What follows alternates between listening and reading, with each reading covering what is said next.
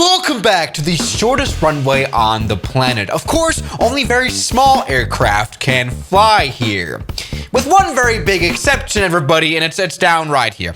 I want to get straight to the point, everybody. Welcome aboard the V22 OSPREY. Yes, I'm finally making a video about this aircraft. The very long-awaited V22 OSPREY was released around a week ago here for Microsoft Flight Simulator by Miltech Simulations, who are a company that have a very good reputation, and they definitely owned up to it. You can buy this aircraft now for 61 weird Australian dollar dues, which in a normal currency would be around $35 or something, which actually is a very, very, very low price considering the quality you get here. See, the V22 itself is an incredibly exceptional plane. There's pretty much no plane like it. Of course, it's very much known for its incredible VTOL/helicopter capabilities and the fact that in the air, this thing can turn into an plane. It's basically a heliplane or a planicopter or something. Then why must... Great. So yeah, so incredibly powerful, this plane. Incredibly fast as well. Incredibly expensive. You know what? Actually, that's not that expensive considering a military plane. And well, what can I say? Probably the coolest plane out there for the Microsoft Flight Simulator so far. Let's get into the cockpit here.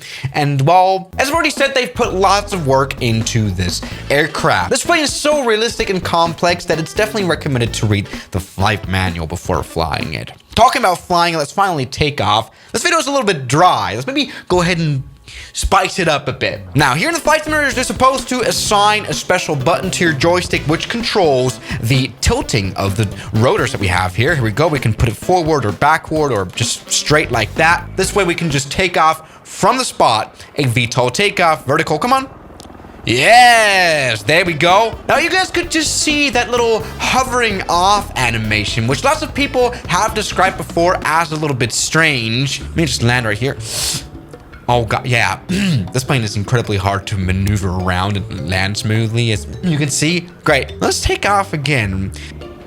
This I would describe as a bit of a Microsoft limitation. The animations aren't super, natural. I'm not quite sure if I'm the only one that can agree to this, but I saw some comments made about it, and I kind of can agree. But this is definitely Microsoft Flight Simulator. Let's not talk about animations anymore. Come on, let's take off here.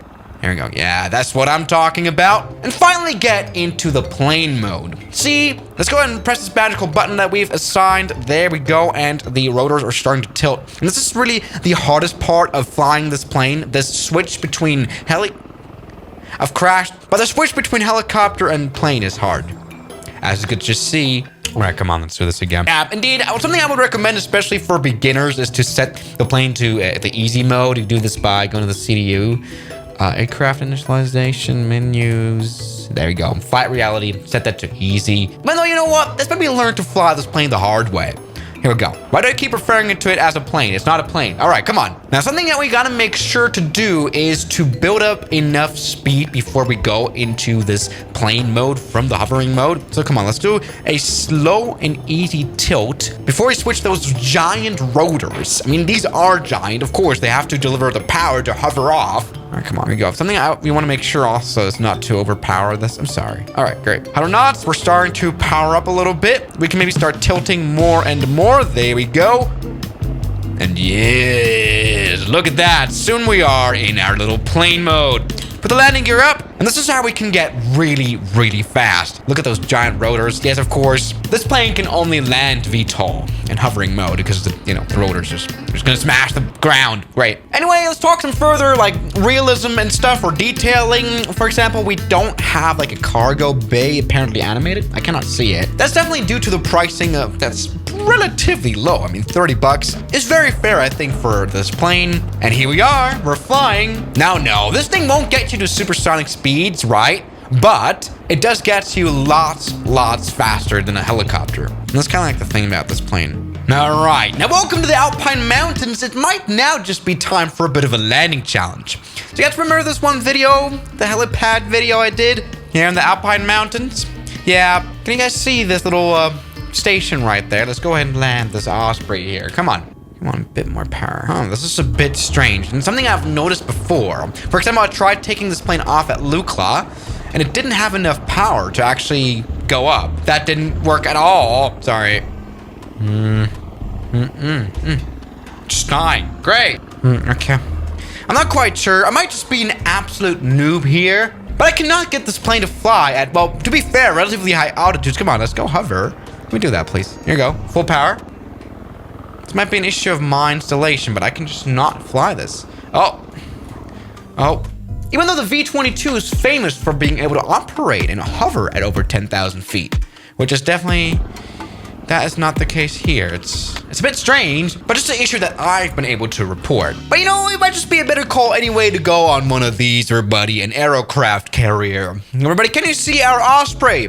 Yes, you can see our Osprey. Yeah, this is one of the features that the Osprey and the add-on has, and that is the folding feature. See, kind of like an insect, it's able to fold its massive wing and its massive rotors into whatever this is. Kind of Swiss Army knife style. Let's go ahead and unfold it. Here we go. Just turn on the battery. Maybe turn on this plane. It's really not that easy to use. There's a reason why this 53-page manual exists and there's so much in it. Something I always recommend doing is searching for key words, right? For example, the full stow to flight ready. So let's go ahead and do that right here. Go to system, go to BFWS mode. This is where we can get the plane to go select flight ready right here. And this is where it works down quite automatically the checklist of stuff that you have to do. So right now it's positioning the flaps for rotation and stuff. Look at this rotating. It's literally rotating. It's so cool.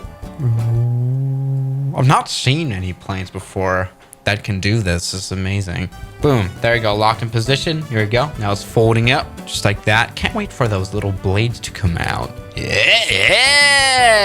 Look at that, everybody. And you know what? While we're at it, we can already turn on this plane, which is not that different to any other aircraft. It's on the APU right here. We can do that. Come on.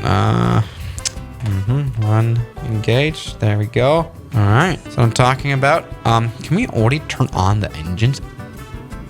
Yep.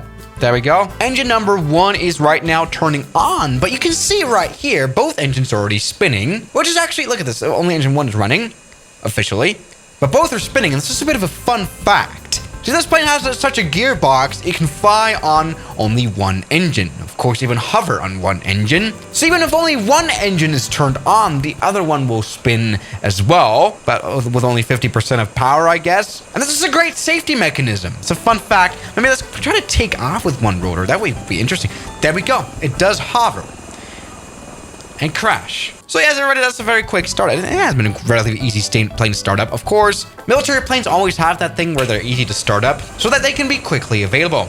Come on now. There we go. Take off. Can you immediately go into like plane mode by just like overdoing it? Great video. So yeah, guys, that is the V22 Osprey for Microsoft. Definitely a plane that you have to look a bit into to learn, but it's a lot of fun. It's definitely not the most realistic plane. It doesn't have weapons, I think, or any like crazy hooks or anything to transport anything around. But I think it's an overall pretty good package and pretty fun package for Microsoft for $30, and I'll take that. So yeah, guys, thank you so much for watching this stupid video, and I'll see you guys tomorrow. As always, good night.